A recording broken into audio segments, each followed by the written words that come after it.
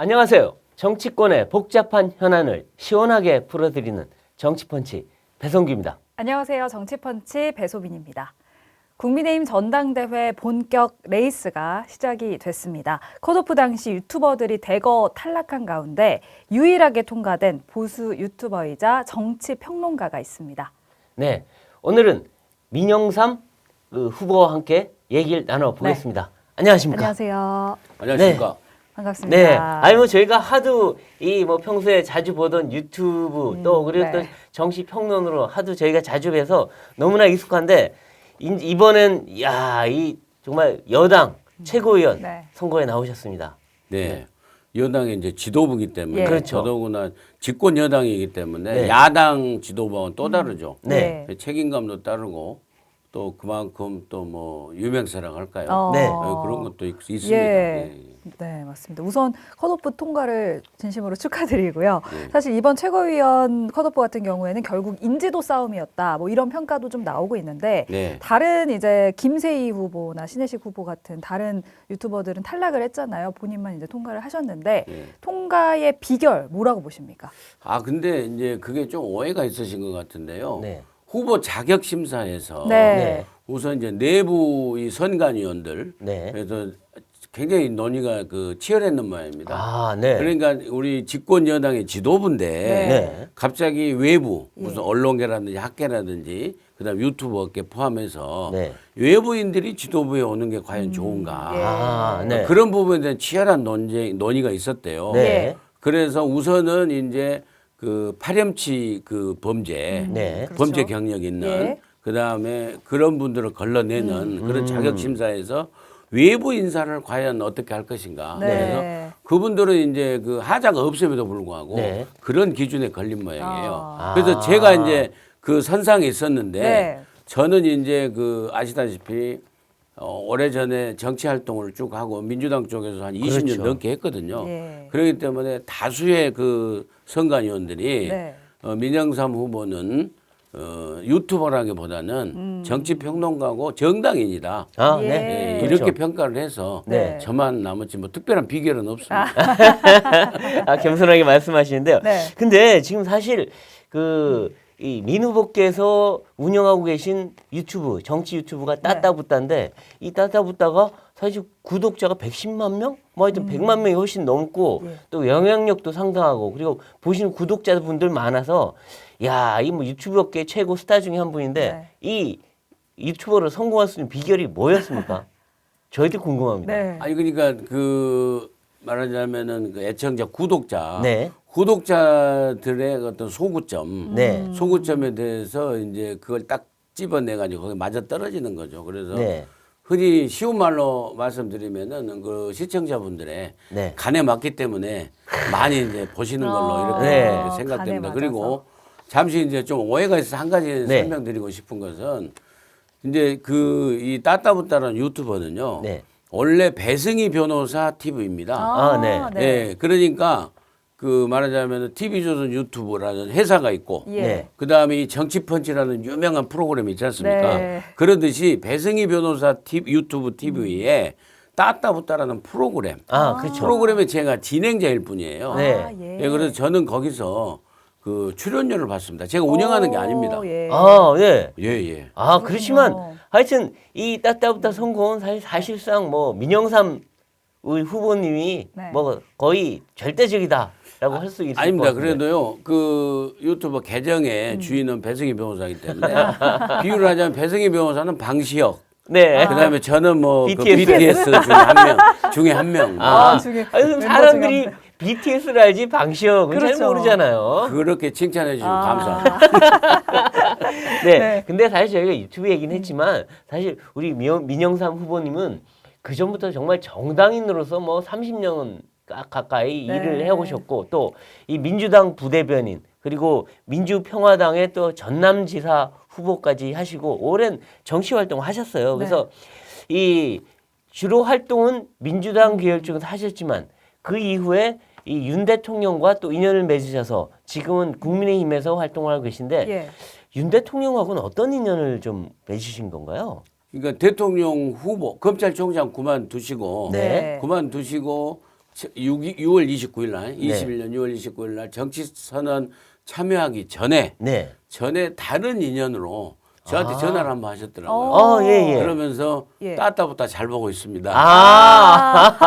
시청자로 일단 먼저. 예, 따따붙다를 잘 보고 네. 있습니다. 그러면서 이제 좋은 얘기를 많이 하시고 네. 그때 당시에 이제 막 조국 사태 때부터 저희 따따붙다가 엄청 떴거든요, 사실은. 그렇죠, 그렇죠. 예, 그래서 그때부터 상당히 시청했는 모양이에요. 진짜 네, 그래서 하면서 이제 그런 인연으로 네. 한번 이제 기회 있으면은 네. 만나고 싶다. 네. 예, 그렇게 했었습니다. 네. 그렇군요. 그래서인지 이제 용산하고도 소통이 가능한 인물이다. 뭐 이런 평가도 요즘 나오고 있고 요즘 대세다. 뭐 이런 이야기들도 좀 나오고 있는데 이제 최고위원에 도전하신 어떤 계기, 동기가 또 궁금하거든요. 이루고자 하는 어떤 큰 뜻이 좀 있으실 것 같아요. 제가 이제 이건 정치평론가로 봤을 적에 네. 여당의 그 지도부가 네. 사실은 국정 운영을 하는 데 있어서 대통령과 함께 가야 되는데 좀 삐그덕거리는 아하. 이런 부분이 있을 것 있었죠. 같아요. 네. 있었죠. 그래서 새로 특히나 그때는 야당이었지 않습니까? 그렇죠. 근데 이제 대통령 당선이 되니까 이제 집권 여당이 됐지 않습니까? 그래서 여당은 좀 다른 구조를 가져야 되는데 그런 측면에서 제가 좀 할 일이 있지 않나 네. 싶어서 좀 주제 넘게 네. 지도부에 들어가고자 아. 그런 게 쉽게 말씀드리면 윤석열 대통령의 국정 수행을 예. 네. 우선 당 내에서부터 뒷받침해야 그렇죠. 되는 네. 이런 구조에 좀 헌신하고자 네. 봉사하고자 이렇게 나왔습니다. 그렇죠. 그러니까 대통령실과 이 여당 간의 가교 역할을 하신다 하셨는데 그래서 이제 출마하시면서 하신 말씀을 보면 국민의힘을 가치의 정당, 전국 정당, 당당한 정당으로 바꾸겠다 이렇게 하셨는데요. 예. 어쨌든 이 출마 비전 다시 한번 좀 우리 시청자분들께 좀 말씀을 해주시죠. 네, 그러니까 가치의 정당이라는 건요. 예. 네. 패거리로 몰려다니는 세력 정당이 되면 안 되는 거죠. 아, 네. 그러니까 몰려다니면서 대통령 그다음 후보 이런 발목이나 잡고 내부 총질이나 하고 네. 이런 걸 없애고 또 내 편이면 공천 주고 네. 남의 편이면 공천 안 주고 아, 예. 그렇죠. 이런 그건 패거리 정치. 제가 2012년도에 민주당을 탈당한 것도 네. 예. 친노 친문 패권 세력의 네. 아주 무도함을 제가 봤기 때문에 네. 사실은 탈당하고 네. 제가 이 정치 평론가로 활동했잖아요. 2013년도부터 그랬듯이 이 정당도 마찬가지라는 생각이 들어요. 아, 네. 그렇죠. 예, 그래서 세력보다는 네. 가치 중심으로 아, 네. 가치 중심으로 국정의 발전이면 발전, 그다음에 미래 비전이면 비전 이러면서 가치 중심의 어떤 의사 결정이 되는 네. 그런 정당으로 만들고 싶다는 생각을 제가 했고요. 네. 그다음에 또 하나는 내부 총질보다는 야당의 제대로 야당의 공세에 아하. 맞설 수 있는 네. 내부 힘을 가진 그런 당당한 정당. 그렇죠. 예. 할 말 해야죠, 누구가. 예, 그리고 이제 영남 정당이라는 오명을 사실은 갖고 있지 않습니까? 그렇죠. 네. 그런 측면에서 영남 정당을 오명을 벗어나서 전국 정당으로 갈 수 있는 아, 네. 외연 확장에 노력할 수 있는. 아, 그렇죠, 그렇죠. 그래서 중요하네요. 제가 또 특히나 호남 출신이기 네, 때문에 네. 그런 측면에서 제 자체가 바로 외연 확장의 상징이 될 수 있다. 이런 측면에서 전국 정당으로 가는 길에 그렇죠. 조그만 주춧돌 하나 놓고 싶다 이런 생각. 아, 네. 그래서 아무래도 호남 출신이시고 또 민주당에서도 오래 활동하셨기 때문에 정말 서진 정책, 그다음에 중도로 가는 확장 정책 여기에 상당한 어떤 역할을 하실 거라는 기대감이 있습니다. 그렇습니다. 그러니까요, 이게 제가 생각할 적에는 제 작은 경험을 쭉 보면은 유엔 확장으로 지역적으로 볼 적에 호남에 가서 뭐 자꾸 지역 사업을 하고 하는 것은 기본입니다. 네. 근데 실질적으로 중요한 건요, 수도권에서의 하는 출향민들이에요. 아, 그렇죠. 예, 그렇기 네. 때문에 저는 수도권 대표라는데 동의를 하지 않거든요. 네. 네. 사실 수도권 2,500만 명이 우리가 거주하고 있는데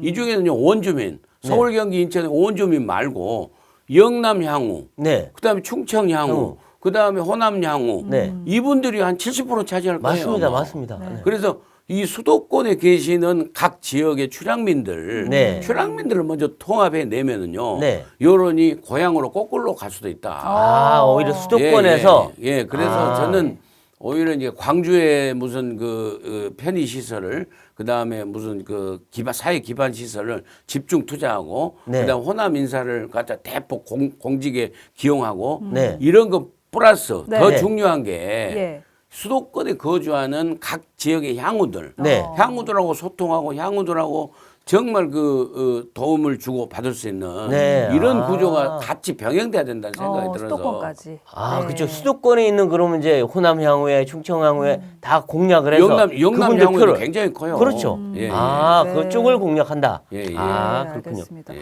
그리고 이제 지난 제주 지역 합동 연설회에서 호남의 강을 건너 민주당의 좌파 이념벽을 탈출해 자유민주주의에 신봉하는 보수 정당 국민의힘으로 탈출해 온 귀순 용사다 이렇게 본인을 표현하시면서 또 여기에 덧붙여서 귀순 용사 주제를 알고 설치지 않고 최고위원으로 할 수 있는 것만 하겠다 이런 말까지 좀 덧붙이셨는데 어떤 의미로 해석하면 되겠습니까? 그러니까 사실 최고위원이 되면은요, 우리 그 앵커께서 배성규 앵커께서 잘 아시겠습니다만 최고위원이 할 수 있는 게 한계가 있어요. 네, 그렇죠. 그리고 또 대표도 한계가 있습니다. 네. 근데 더더구나 치면 그 부반장인데 예, 반장이 따로 있는데 그 더더구나 저는 외부에서 들어온 기순용사 아닙니까? 기순용사가 남의 큰 집에 와가지고 막 이거 하겠다 저거 하겠다 설치면 되겠습니까? 네. 그래서 저는 네. 제가 할 수 있는 일을 딱 정했어요. 네. 우선은 당내 단합을 이루는 예. 그런 윤활유 최고위원이 되겠다.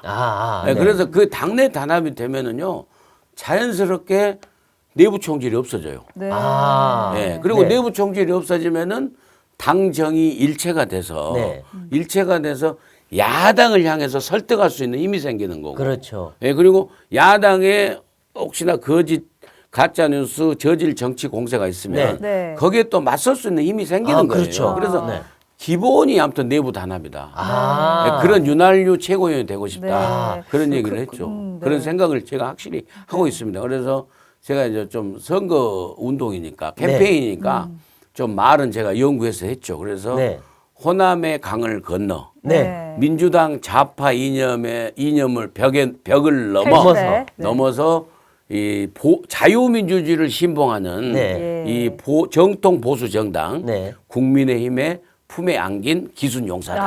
아, 근데 박수가요. 네. 엄청 나와불더라고요. 제대로 갔으면 그렇죠. 다른 후보들하고 네. 그냥 톤이 달라요. 네. 박수가. 와, 이거 막 사람들이 따따붙다 하겠는데요. 왜 따뜻해 그러더라. 그래서 일부 언론인들께서는 네. 기순 용사 돌풍이다. 네. 네, 그래가지고 네. 했는데 제가 조금 미안한 게 네. 태영호 의원이에요. 아이고, 아이고. 태영호 의원은 이제 38선을 넘은 기순 그렇죠. 용사. 거기 38선 기순 용사인데 네, 네. 지금은 이제 호남과 좌파 이념을 넘은 이 기순 용사가 네. 지금 좀 돌풍을 일으키고 있습니다. 아, 그렇군요. 네.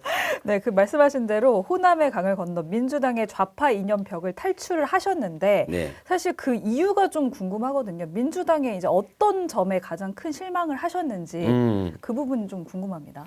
예. 저 아까도 제가 말씀드렸습니다만 우선 좀 요 명찰을 좀 찾았었어요. 아유, 예. 소품까지. 어유, 이 출연용인가요? 아니면 유세용인가요, 그게? 이게 항상 유세할 때 참 유세할 때. 이렇게 어깨띠 안 두르고요. 네.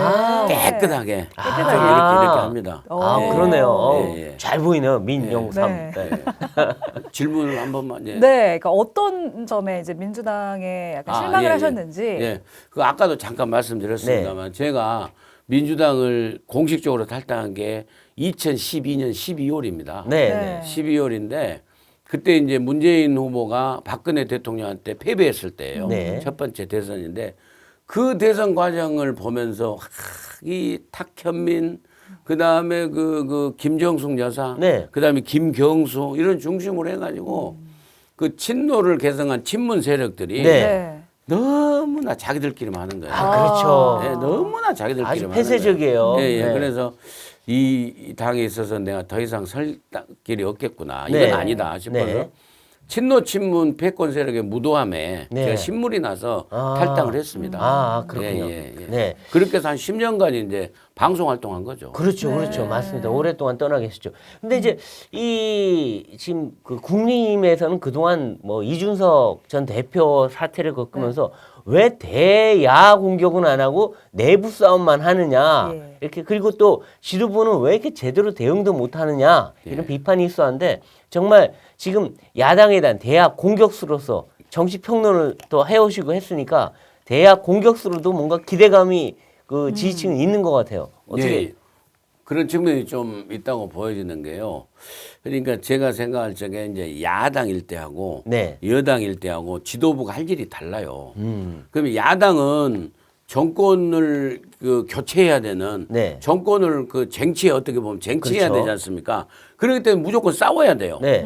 전투력 있고 싸워야 됩니다. 그런데 이준석 대표가 야당 대표였잖아요. 네, 그렇죠. 야당 대표할 적에 민주당 문재인 하나도 공격 안 했어요. 말하자면 네. 거의 공격을 안 했죠. 네. 그런 측면에서 저는 이준석 대표가 야당의 대표로서 부적격하다. 아하. 네, 거기다 플러스 내부 총질까지 뭐 말할 필요도 없고요. 네. 그다음에 이제는 또 이준석 대표는 또 여당의 또 대표가 됐어요. 네. 대통령이 당선돼서. 네. 근데 여당은 어떻게 해야 되냐면은 대통령을 진짜로 그 무조건적이라면 이상하지만은 정말 혼연일체가 돼서 하나가 돼서 네. 뒷받침하고 네. 야당의 정치 공세를 막아줘야 돼요. 네. 막아줘야 돼요. 그러니까 건전한 국민 여론을 모아서 내부적으로 건의하고 그다음에 밖으로는 야당의 그 저질 공세, 그다음 지나친 정치 공세를 막아주는 그런 여당을 이끄는 대표가 돼야 되거든요. 네. 근데 이 역할도 안 했어요. 이 역할도 안 하고 대통령 당선됐을 때, 그 대통령 취임 이후로도 이제 양도구역이라고 해버렸지 않습니까? 그렇죠. 예. 아, 심했죠. 그런 측면에서 제가 이제는 그 여당으로서 제대로 야당의 정치 공세를 방어할 수 있는. 네. 이게 방어한다는 결국에 야당을 공격해야 되잖아요. 예, 그런 측면에서 제가 좀 그 소임을 그 자임하고 나온 거죠. 아, 네. 그렇군요. 네. 네. 근데 최근에 이제 이 당대표 선거 논란이 하나 있었는데 네. 나경원 전 의원 그리고 또 지금 안철수 후보까지 대통령실과 뭔가 하여튼 이 충돌이 있고 또 갈등이 있는 것처럼 비춰져서 상당히 논란이 컸었는데 그 사태는 뭐가 잘못된 겁니까 도대체? 저는 이제 기순정사로 와가지고 네. 그런 뭐 핵심 뭐까지는 잘 모르겠습니다. 네. 예, 잘 모르겠는데 제가 생각할 적에는 이게 어떤 분이 당 대표가 되든지 간에 네. 당정 분리라는 것은요 실패한 정치 개혁의 실험이에요. 네. 아, 네. 예, 그러니까 노무현 대통령이 그동안 쭉 있어왔던 것을 2003년도에 대통령 취임 이후에 네. 당정 분리라는 그걸 정치 개혁이라는 네. 명분을 가지고 당정 분리를 했거든요. 네. 그래서 당에 갖고 있는 총재직, 그다음에 인사권, 네. 재정권, 네. 그다음에 공천권 이걸 다 포기하겠다고 네. 했어요. 예. 그런데 문제는 그것은 좋았으나 문제는 대통령으로서 국정을 운영해 보니까 네. 대통령 중심제 국가에서 뒷받침해 줘야 세력이 있어야 되는데 그렇죠. 네. 그럼 그게 여당 아닙니까? 네. 여당인데 여당 내에서 대통령을 비판하고 견제하는 거예요. 네. 그 제일로 유명한 게 노무현 대통령 때 김근태 의장이었지 않습니까? 네. 김근태 당대표. 네. 예. 김근태 당대표하고 노무현 대통령하고 당대표하고 대통령하고 딱 갈등을 느낀 게 아파트 분양가 공개예요. 네. 아. 분양 원가 공개. 네. 그래서 김근태 의장은 이제 그 여론을 생각해서 분양가 원가를 공개하자 했거든요. 네. 그 대통령이 국정 운영을 해보니까 네. 아. 건설사들의 애로점도 있고 그게 아니거든요. 네. 그러니까는 딱 갈등할 때 그때 김근태 의장이 그랬잖아요. 계급장 띄고 한번 붙어보자. 그 유명하지 않습니까? 네, 계급장 그 앵커 띄고. 잘 하시지 네. 않습니까? 계급장 띄고 붙어보자. 이렇게 하면 안 된다는. 그래서 노무현 대통령도 2007년도에 말년에 가서 당정 분리 내가 실패했다. 네. 그리고 문재인 대통령은 내놓고 얘기했잖아요. 당정 일체가 돼서 네. 이것은 더불어민주당 정부다. 그렇지 않습니까? 네. 예. 그래서 그런 측면에서 어떤 대통령 지금 윤석열 네. 대통령께서 생각하시는 네. 그런 기본 방향이 있지 않나. 네. 저는 그렇게 생각합니다. 그렇군요. 예. 그리고 우리 후보님은 지금 이제 어쨌든 윤 대통령과 가까운 친윤 후보로 알려져 있는데 그래서 김기현 후보와 함께 뭔가 손을 잡고 함께 뛰는 뭔가 러닝메이트 같은 그런 느낌도 주는데 실제로 그렇습니까? 시계 좀. 이 클로즈업을 시계. 좀. 예. 어. 처음 보십니까? 네. 윤석열 대통령. 대통령 이게 이야. 이제 마패입니다, 마패. 야, 이게 친윤 후보의 상징인가요? 이거. 아무튼 그런데요. 네. 어찌됐건 다 그렇게 분리되니까 네. 분류가 돼버리더라고요. 네네. 네. 친윤 후보로. 네네. 그래서 저는 아니라고 아무 말도 안 합니다. 그리고 그렇죠. 많은 그 윤석열 대통령 네. 지지하시는 분들이 다 이제 김기현 후보를 친윤 후보로 생각하더라고요. 아, 네. 당대표 후보 중에서. 네. 그러니까 저는 아무 말도 않고 그렇게 같이 분류되고 있습니다. 네. 근데 일각에서는 이제 비윤 진영에서는 그래요. 윤 대통령과 혼연일체 좋다. 그건 당연히 같이 손잡고 가야 되는데 그렇다고 대통령이 하라는 대로 시킨 대로만 따라가는 게 지도부는 아니지 않느냐. 그렇죠. 이런 또 그렇죠. 비판도 합니다. 아, 그렇죠. 그 비판이 또 일면타당해요. 네. 시킨 대로 하면 그거 됩니까? 안 되죠. 그것도 문재인 때는 당정일체를 해가지고 당의 안전이 뭐 출장소 돼버렸잖아요. 아, 그렇죠. 그렇죠. 그렇게 또 되면 안 되죠. 네. 근데 저는 문제는 네. 그런 의견이 있을 적에 내부적으로 건의를 하고 내부적으로 치열하게 토론을 하라는 거예요. 그치, 딱 겉으로 문 싸울 건 닫아놓고. 아니라. 네. 근데 그걸 공개적으로 하면 내부 총질이 되는 거예요. 아. 그리고 자기 정치 장사가 되는 거 아닙니까? 아하. 그런 측면에 종이 한 장 차이거든요. 네네. 내부적으로 참고 하느냐, 네. 아니면 자기 사리사욕이 있기 때문에 자기 네. 정치 장사하려고 언론이 또 받아주잖아요. 그렇죠. 그러니까는 하는 것이 바로 내부 총질이거든요. 아, 예, 그렇죠. 알겠습니다. 그래서 무조건 그 명령에 따르라 이러면 네. 안 되죠. 예. 사실은. 아. 내부 치열한 토론을 거쳐서 네. 하면 저는 그런 측면에서 제가 개인적으로 접촉해 본 윤석열 대통령은요. 네.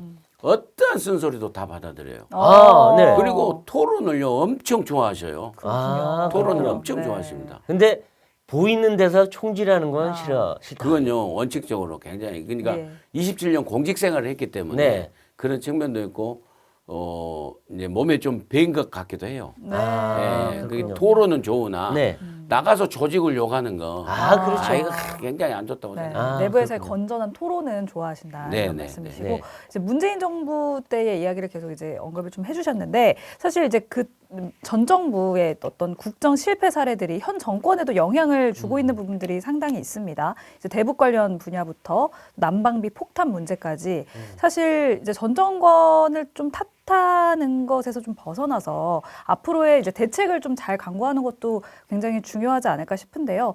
지도부가 되신다면 어떤 계획이 좀 있으십니까? 아니 그러니까 그 여당의 이제 지도부가 되면은 물론 우선 여당부터 네. 일단 책임을 그 국민의 그 저기 뭐냐 국민의 선택에 의해서 이 행정부를 운영하라는 이런 명령을 받았지 않습니까? 네. 그러면은 이전 사람들 탓을 할 필요가 없어. 하면 잘못이에요. 주어졌기 때문에 이건 나에 대한 숙제다 생각하고 아무리 숙제가 어려워도 그 풀 생각을 해야지. 아, 네. 왜 이렇게 어려운 숙제를 남겨놓고 가셨습니까? 아. 하면 안 된다는 거죠. 아하, 네. 예, 그런 측면에서 여당은 책임 있게 문제를 하나하나 풀어갈 생각을 해야 되는데 윤석열 대통령께서는 바로 그런 생각을 갖고 계시는 거예요. 네. 그래서 그걸 우리 여당의 네. 구성원들이 다 뒷받침해야 된다는 거죠. 네. 그래서 그게 뭐냐면은 그리고 그걸 할 적에 가장 이제 국정의 문제점을 파악해야 될 거 아닙니까? 네. 또 현실적인 파악. 네.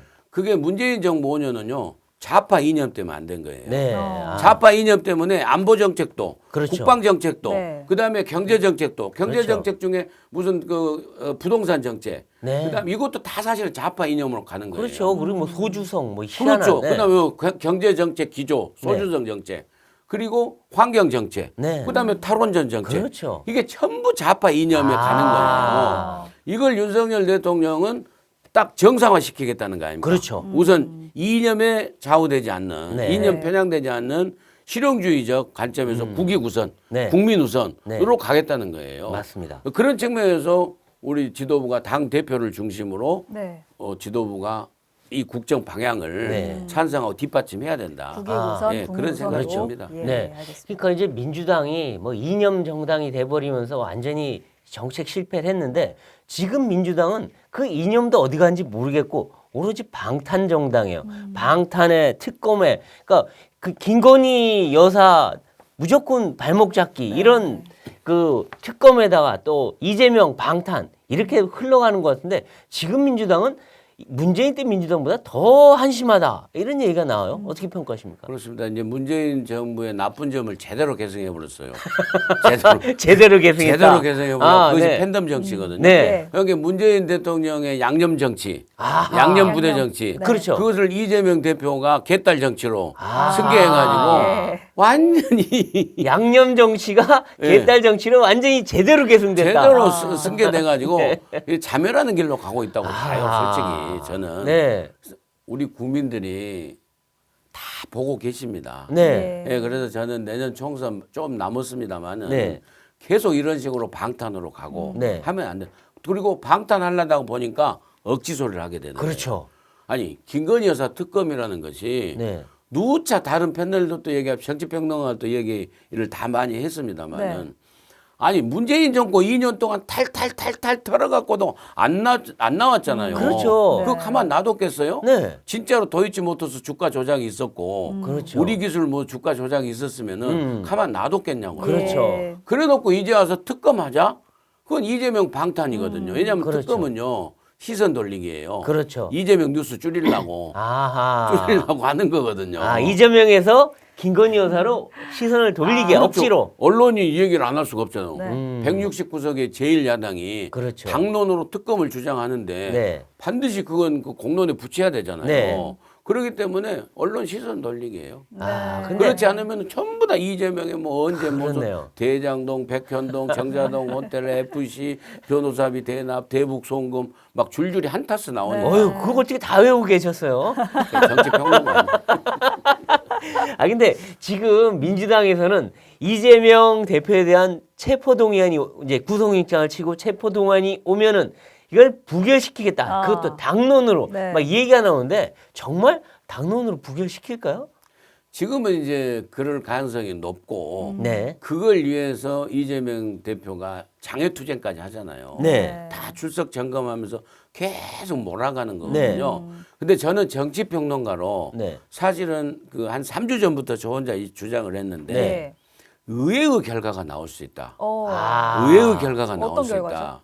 말하자면은 가결될 수도 있고 네. 아니면은 아슬아슬하게 부결될 수도 있다. 아하. 예, 지난번 노웅래 의원처럼 네. 그렇게 되지는 않을 것이라고 봐요. 아, 그러니까 어. 비명계들이 반란이 일어날 수 있다 이런 얘기군요. 그렇습니다. 어. 왜냐하면은요, 그게 그 인사에 관한 것은 무기명 비밀 투표잖아요. 네. 전자투표가 아니라. 네. 그러니까 천막 속에 투표하면 들어가서 혼자 찍잖아요. 네. 그렇죠. 국회의원들은요, 당선되는 순간 4년 뒤에 또다시 자기 당선밖에 생각 안 해요. 그렇죠. 그렇죠. 그러면 수도권의 비명계 의원들이 네. 이대로 가다가 본인이 배치 떨어지는데요. 아, 그렇죠. 이대로 가면 본인이 배치 떨어지는데 네. 유일하게 이재명 눈치 안 보고 본인이 가서 권한 행사를 할 수 있는 게 그 천막 안에 들어가서 투표하는 거예요. 그렇죠. 이게 비공개 투표잖아요. 비공개 투표니까 그런 이재명 보내볼 수가 있다니까요. 그렇죠. 아하. 저는 그래서 네. 그런 표가 지금 현재 36표만 있으면 된대요. 아, 36표. 네, 36표만 있으면 아. 된다는데 네. 벌써 정의당이 안 그렇죠. 한다. 정의당은 지금 부채 예, 예. 특권 포기해요. 그렇게 포기해라. 하니까 예. 제가 계산해 보니까 민주당에서 한 27표, 네. 28표만 이탈되면은요. 네. 아. 이제 구속영장 실질심사 받으러 나와야 돼요. 아, 그렇죠. 예, 예. 아, 그렇죠. 근데 실제 그런 일이 벌어질까 모르겠는데 어쨌든 이재명 대표 본인이 대선 때 불체포 특권 포기하겠다고 공약까지 한 분이 지금 와서 그 3중, 4중, 5중 방탄 갑옷을 꼭꼭 껴입고 어떤 총알도 막아내겠다 이런 식인데 정말 끝까지 갈 수 있을까 모르겠어요. 네. 정말 그게 말이 안 되는 거죠. 그러니까 이재명 대표는요, 이 언행이 네. 언행 불일치에다가 아, 네. 입을 열면은 네. 계속 입 열 때마다 거짓말. 거짓말과 불신의 벽돌을 한 장 한 장 한 장 계속 어. 쌓아갖고 네. 가서 네. 나중에는 거짓말 집이 되는 거예요. 예? 벽돌이 모아가지고 집이 거짓말로 되듯이 만들어진 집이다. 거짓말로 만드는 집이 되는 그 거예요. 속에서 숨어 있다. 예, 수도 없잖아요. 수도 없어. 아하. 크고 작은 거짓말. 네. 아니 유동규가 측근이 아니라는 게 말이 됩니까? 그거? 그래서 유등규 씨가 정말 배신감 느껴서 배신했잖아요. 그러니까요. 네. 말이 됩니까? 네. 그 고 김문기 씨 뭐 몰랐던 건 말도 없고. 그러니까요. 그다음 박근혜 대통령 존경한다. 박정희 대통령 존경한다 해놓고 내가 존경한다 하니까 진짜로 진짜 존경한 줄 아냐? 그럼 어떻게 하라는 겁니까? 그러니까요. 이분 말을 믿을 수가 없어요. 예. 말이 수시로 바뀌기 때문에. 네. 그런데요. 네. 예. 참 이 말하는 화술은 그러니까 한국말로 하는 네. 그 정치인 중에서는 네. 가장 말을 잘하는 사람이 오. 이재명. 아, 네. 사실 아. 그리고 두 번째로 그 혹세무민하는 네. 현란한 그 이 말 장난 말을 잘하는 사람은 어. 이준석. 아. 그렇게 이준석. 생각해요. 아, 이재명, 이준석 이런 네. 순서. 이 씨들이 말을 잘하네요. 한국말로 한 사람이 한국말 중에 미국말은 트럼프인가요? 네. 알겠습니다. 그리고 앞서 이제 비명계 의원들이 좀 이제 돌아설 수 있다 이런 이야기를 하셨는데 이제 박영선 전 장관이 이재명 대표에게 사법 리스크를 벗어나기 위해서는 공천권 내려놔야 한다 이렇게 충고를 하기도 했거든요. 그러니까 충고대로 공천권을 내려놓는다면 이제 철험회니 뭐 친명이니 하는 이런 의원들 또 돌아설 가능성이 좀 있지 않을까 싶거든요. 그때 가서 좀 어떻게 될 거라고 보십니까? 근데 제가 생각할 적에 이재명 대표는요. 네. 죽어도 공천권 안 안 내려놓는다. 넣는다. 옥중에 가서도 진짜로 행사한다. 옥중에서도 옥중 공천을 공천을 한다. 행사할 예. 그럴 각오로 아하. 지금 있는 이 행보를 보이고 있지 않나 네. 이렇게 생각이 들어요. 그렇죠. 그러나 예. 그러나 상황이라는 건요 네. 그렇지 않습니다. 음. 정말 어찌어찌해서 이재명 대표가 구속이 돼서 이제 그 유치장에 간다. 네. 예? 간다 하면은 상황은 진짜 달라질 거예요. 그렇죠. 네. 그러겠죠. 도저히 그 옥중에서는 공천권을 행사할 수가 아, 없으니까. 예. 실제로는 그렇겠죠. 그런데 지금 일각의 예상은 이 세포동의안이 와도 부결시키고 결국에는 불구속 상태로 기소가 돼서 내년 총선까지 재판 결과가 안 나올 것이고 그러면 이재명 대표가 결국은 공천권을 무기로 당을 계속 장악할 거다. 네. 이렇게 되면 민주당이 폭망할 건가? 아니 이재명이 살아날 건가? 어떻게 보십니까? 좀 그런 방금 이제 말씀하신 내용은요. 네. 앞으로 좀 계속 많이 해주십시오. 땡큐 이재명이죠. 아 땡큐 이재명이라. 땡큐 이재명입니다. 아하. 정말 그런 상태로 가면은 네. 민주당 선거하기 힘들어요. 그렇죠. 네, 왜냐하면은요 수사도 수사지만은 이제 불구속으로 하면 재판하지 않습니까? 네. 재판이 지금 한두 개입니까? 그렇죠. 그러면은 하루 걸러 재판장에 나가야 되는데 하루 걸러 뉴스가 보도돼요. 그렇죠. 그럼 선거 치러지겠습니까? 예.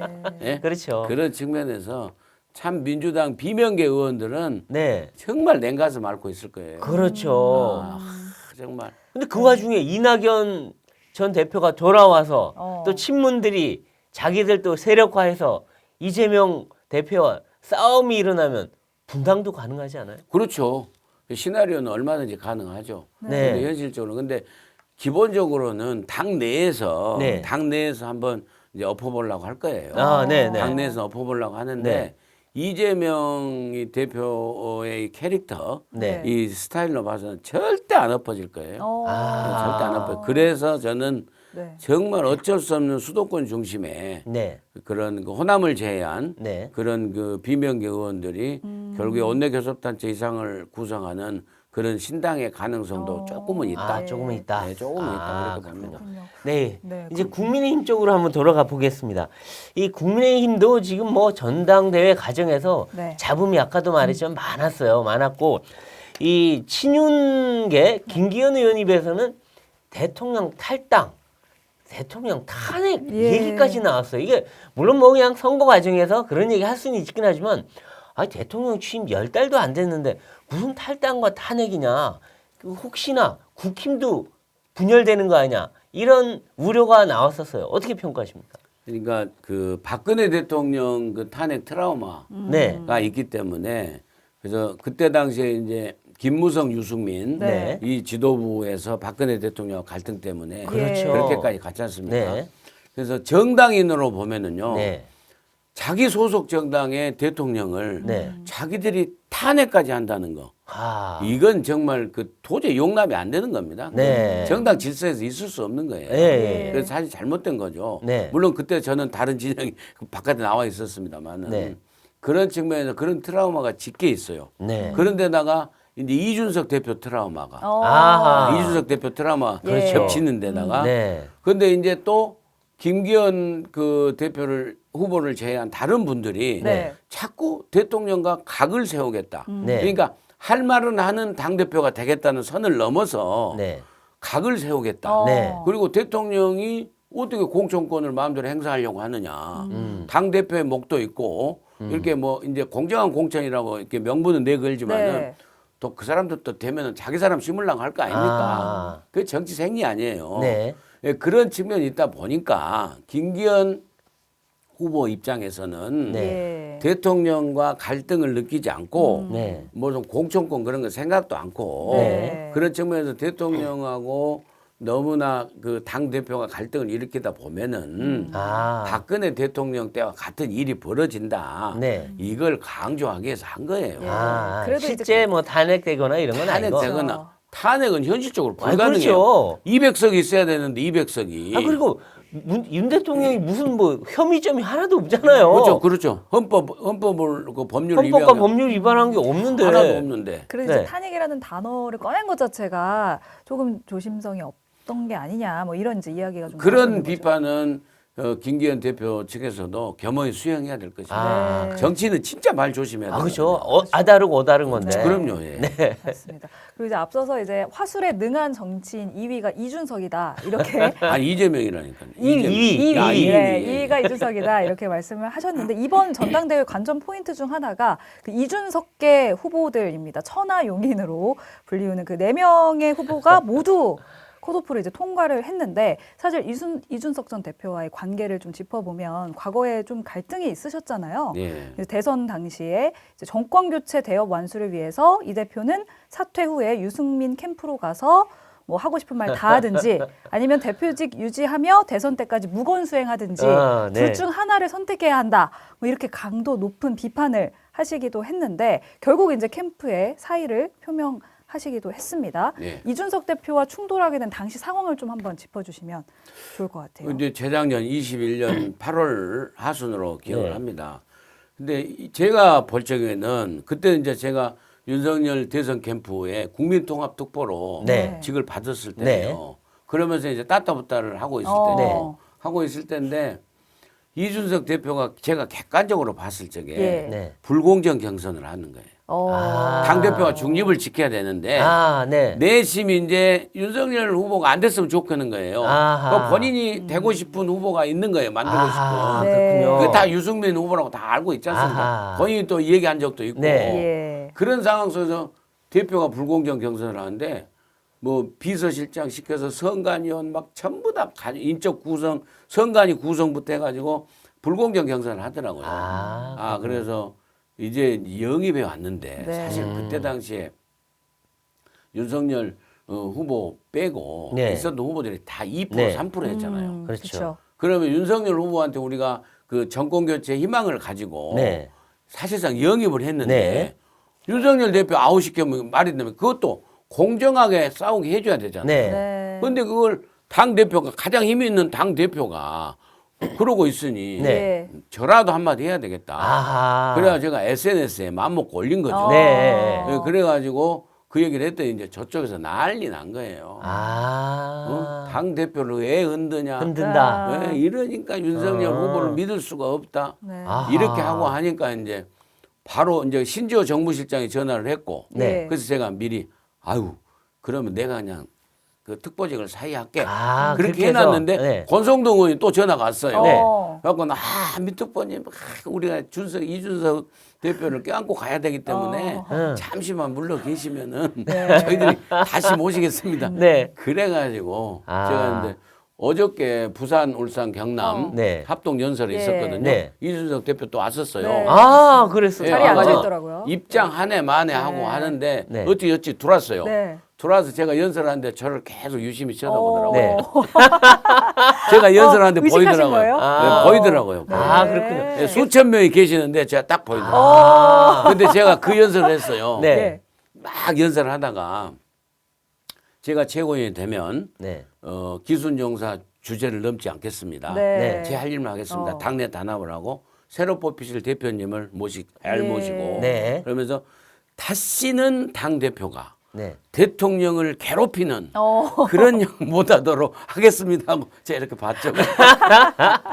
그렇군요. 근데 사실 네. 이준석 전 대표에 대해서 뭐 당에서 또 비판하신 분들은 선거만 되면 연탄가스처럼 스멀스멀 나온다. 뭐 그러면서 또 비판하는 분들도 있고 하는데 요번에 어쨌든 이준석 대표가 지지한다고 하는 이 천하람, 네. 허은하, 김용태, 이기인 이 후보가 어쨌든 컷오프를 통과했어요. 예.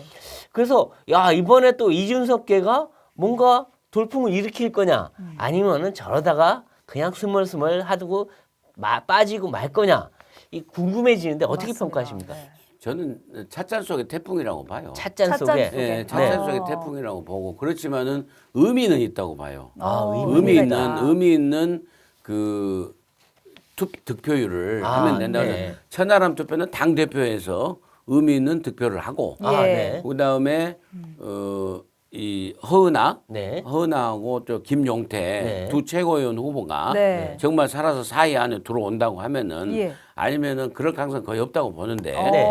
의미 있는 득표를 하면은 네. 그 득표력에 대한 그런 그 소중함을 네. 우리가 건전한 비판 세력으로서 네. 네. 당내의 건전한 비판 세력으로서 포용해야 된다고 봐요. 네. 아, 포용해야 된다. 포용해야 오, 굉장히 포용력이 높으신데요? 아니 그래서 뭐 네. 자리를 주고 이런 게 아니라 네. 네. 밖에 나가서 떠들지 못하라 안에서 떠들도록 아, 그 네. 스위스 같은 나라가요. 네. 그 마약하는 것을 네. 그 양성화 시켰잖아요. 네. 여기서만 해라 여기서만 아. 장소를 다 정해줬어요. 아, 이를테면은. 거기서만? 네, 확산되지 않게? 그러니까 당 내에서 해라 당 내에서 아. 당 내에서 하고 당원들한테 하고 당원들하고 의견을 소통해서 아. 너희들 의견이 과한지 너희들 의견이 맞는지 그렇게 해서 당내에서 많이 해라. 그래야 누구들도 가서 나중에 이 국민의힘 명찰로 국회의원 후보가 되고 국회의원도 되고 네. 또 의정 활동도 하는 거 아니냐. 아, 그리고 그렇죠. 국회의원이 되면은요. 네. 국회의원이 되면은 정말 입법기관으로서 네. 저는 당론 투표 반대하는 사람인데 네. 국회의원 개별개변이 얼마든지 그렇죠. 헌법기관이요. 할 수가 있어요. 네. 예. 그러니까 그렇군요. 대표적인 게 지금 그 민주당에서 어떻게 해서 공천 국회의원 되는 그 시대전환 조정훈 의원인가 조정훈. 있잖아요. 네네. 그렇죠. 얼마나 바른 소리 하면서 네. 아, 그렇죠. 국민들한테 받습니까? 예. 맞습니다. 혼자서. 예, 네. 민주당한테 할 말 다 하고, 그렇죠. 네, 또 그렇지 여당도 않습니까? 비판할 땐 하고, 네. 그리고 권은희 의원 보십시오. 권은희 의원. 네.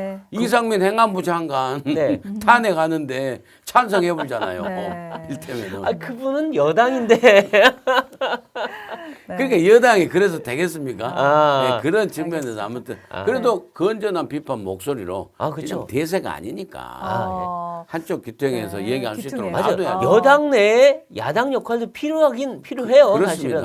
예. 아유, 뭐, 할 소리 할 수는 있는 거죠, 예, 사실은. 예. 네. 방금 이제 이준석계 후보는 4위 안에 들 가능성이 적다라고 말씀을 하셨는데 제 판단입니다. 네. 네. 그렇다면은 4위 안에 어떤 분들이 들어갈 거라고 예측을 하십니까? 제가 뭐 말씀드리겠고요. 일단 민영삼 네. 넣고 나서 땀 세 분을 누구라고 보십니까? 예. 이제 다른 여론조사도 그렇고요. 네. 조수진 의원이 네. 가장 그 높게 나오고 부동의 4강 안에 네. 들어와 있는 그런 뭐 아무튼 다시 또 1등하는 네. 그런 지금 분위기가 상당히 있는 것 같아요. 네. 아, 네. 그런데 이제 무섭게 이제 김병민, 아, 네. 그렇죠. 김병민 의원이 젊은 후보고, 네. 그래서 친윤 후보로서 상당히 치고 올라오고 있고요. 네. 예, 그렇고 그 다음에 전직 최고위원 했던 분들 있죠. 아, 정미경 아, 최고하고 김재원 이런 김재원 분들. 전직 김재원. 최고 아. 이 두 분이 아주 강세예요. 아. 의외로 아무래도- 강세입니다. 네. 그래서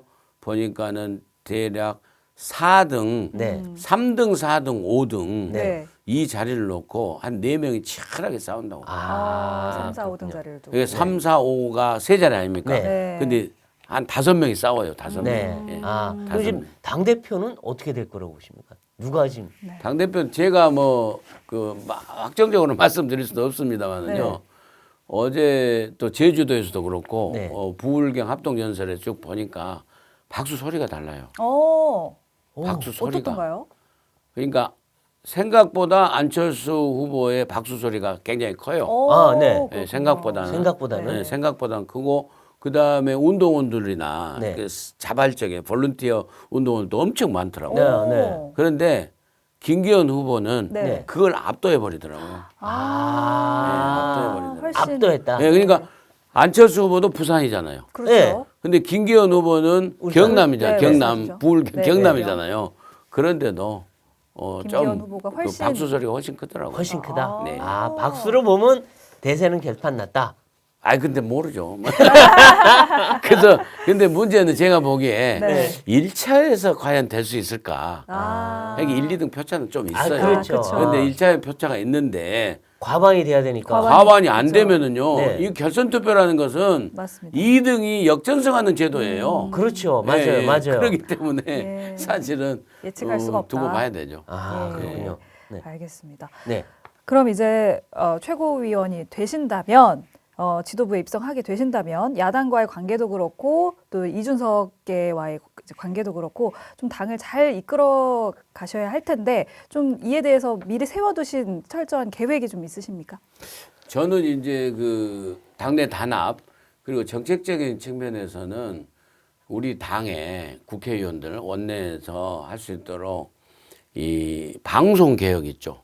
이게 저는 굉장히 중요하다고 봐요. 방송개혁. 이거 지금 우리 그 국민의힘의 여당에서 네. 힘을 못 써요. 힘을 못 써. 아, 그렇죠. 그러니까 싸울 줄을 몰라요. 네. 방통위 하고 네. 그다음에 방송심의위원회 하고 네. 이런 부분은 여당이기 때문에 정부의 기구 아닙니까? 네. 그렇죠. 이것은요 여당 국회의원들 여당에서 여당을 모아서 해주면은 대통령의 행정부가 얼마든지 그 제도적으로 개선하면서 또 고쳐 나갈 수 있거든요. 네. 근데 지금 이 언론을 장악하고 방송 특히나 방송을 장악하는데 네. 이 그 문재인 정권에 있었던 알박기 인사들이 네. 계속 버티고 있고 하거든요. 아, 그렇죠. 지금 이런 부분을요. 좀 이렇게 그 뭐 억지라고 하면 이상하지만은 여론을 더 모아가지고 네. 해야 될 필요가 있다고 봐요. 그러니까 아. 아니 그 강규영 이사 네. 바꿔가지고 KBS 고대영 사장 바꿔버렸잖아요. 그렇죠. 네. 그러고 TV조선 점수 해갖고 지금 구속됐잖아요. 아, 예. 그러니까요. 말하자면 이런 걸 왜 여당이 손못대냐고요. 네. 그래서 강규영 의사는 그 김밥 몇천 원 먹은 거 네. 가서 연구실 가서 막 시위하고 그렇죠. 집에 가서 시위하고 했지 않습니까? 집 앞에서 그냥 계속 메가폰 하고 떠들고. 아 그럼 우리 국민의힘 당원들도 가서 하면 되잖아요. 아. 왜 그걸 못 하냐고요. 그렇죠. 네. 아니 방통위가 어떻게 점수를 조작을 합니까? 그 말이 안 되죠. 책임 안 져요. 저게 책임 안 여론전을 해야 돼요. 즉각 구속하라고 그러고 이 방통위원장 책임지라고 그러고. 네. 맞아요. 근데 아니 그 공무원 과장과 국장이 자기 뜻대로 했겠습니까? 점수 조작을 누군가 시킨 거 아니에요. 그게 청와대였든 방통위원장이든 그거 정말 조사해서 그 양반들 책임지게 해야죠. 그러니까요. 그래서 우리 당원들이나 아니면은 지도부 최고위원들이 감사원에 가서 철저히 감사해라. 그러니까요. 그다음에 또 방통위 앞에 가서 한상혁 물러나라. 네. 왜 이런 걸 못 하냐고요. 네. 지금 보면요. 집회 탈원전도 무슨 그 과장이 뭐 했다고 과장만 처벌하고 그 윗사람들 지금 처벌 아직 안 됐어요. 네. 그러니까 이 정권은 뭐 하면 다 공무원만 처벌하고 문재인 정권 때 공무원들이 책임지고 위에 청와대나 이쪽은 그냥 딱 외면하고 자기들 책임 안 지듯이 이러고 하고 있는 거예요. 예, 예. 네, 참. 네, 그리고 이제 자꾸 중요한 게 다음 총선 공천인데 아무래도 최고위원 지도부에 들어가시면 공천에도 어느 정도는 관여하게 되시잖아요. 이 공천 정말 뭐 그렇다고 위에서 내리는 오더대로 내리는 네. 공천해갖고는 이길 수가 없을 거고 그렇다고 무조건 다 또 물갈이만 할 수도 없을 거고 이 공천 전략 어떻게 해야 된다고 보십니까? 그러니까 되게 보니까요. 이제 공천관리위원회가 구성되잖아요. 그래서 공천관리위원장은 대표하고 네. 대통령하고 상의해서 이제 하는 것 같아요. 네. 그리고 공천관리위원 중에 한 명씩은 이제 최고위원들 한 명 추천으로 들어가고 네. 그런 강의예요. 그래서 공천관리위원회에서 다 하고 오면은 그걸 최종적으로 최고위원회에서 추진하는 거 아닙니까? 그렇죠. 그거 최고위원회에서 안 된다고 하면 안 되는 거예요. 네. 그렇죠. 예, 그렇기 때문에 제가 생각할 적에 일단 학살 공천은 안 된다. 아, 그래서 네. 제가 모두에 말씀드린 것처럼 이 그 세력 공천, 패권 공천 안 된다. 네. 아, 그래서 네. 가치 중심으로 네. 우리가 가치 봐야 중심의 된다. 공천. 그래서 필요한 사람. 네. 네. 이 학살 공천을 배제하다 보면은요 많은 인원을 공천해야 줄 필요가 또 있을 거 아닙니까? 그렇죠. 네. 배제하지 않고 다 놓고 보면은 네. 예, 그런 측면에서 아주 문제가 되지 않는 사람이면은 네. 공정하게 기회를 받을 수 있도록 네. 네. 그 흔히 말해서 그 친윤이 아니더라도 네. 할 수 있도록 그렇게 해야 된다고 생각합니다. 가치 아. 중심의 공천을 네. 해야 된다. 아. 네, 오늘 이렇게 네임택까지 준비해 오신 국민의힘 최고위원 후보 민영삼 후보와 다양한 이야기 해봤는데요. 마지막으로 우리 정치펀치 시청자 여러분 그리고 국민 여러분께 전하고 싶은 메시지가 있으시다면 한 말씀 해주시기 바랍니다. 나날이 그 조회수가 높아지고 있는 그 이 정치 편체를 보면서요. 그 시청자 여러분, 구독자 여러분들의 뜨거운 사랑에 존경의 마음을 표시합니다. 제가 만약 최고위원이 되면 다시 또 정치 펀치에 와서 여러분들을 만나서 허심탄회하게 얘기할 수 있는 기회를 갖도록 하겠습니다. 그런 기회가 올 수 있도록 여러분도 저 많이 성원해 주십시오. 감사합니다. 네. 네, 오늘 민영상 후보님과 재밌는 얘기, 정말 또 알찬 얘기 많이 나눴는데요. 네. 우리 민영상 후보님 또 유튜브에서 만나보셨겠지만 앞으로도 많이 관심 가지고 사랑해 주시기 바랍니다. 네, 정치펀치 저희는 다음 이 시간에 더 화끈한 펀치로 돌아오겠습니다. 고맙습니다. 고맙습니다.